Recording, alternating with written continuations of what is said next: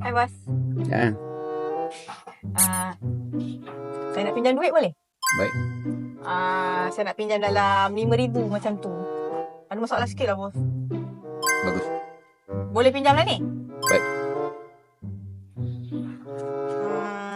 Bos nak bagi cash ke bos nak transfer? Kalau transfer boleh transfer sekarang? Boleh. Bos, ke saya bagi QR sekarang? Boleh? Baik. Kalau tak boleh 5,000, 3,000 pun tak apa. Boleh. Bagus. Hai. Dari tadi baik-baik, bagus-bagus, okey apa semua ni nak bagi pinjam ke tak nak bagi pinjam ni?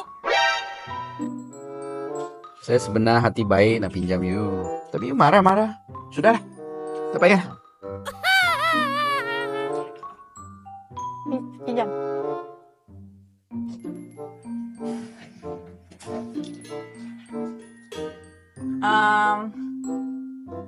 Nak pinjam duit sikit boleh? Jangan lari.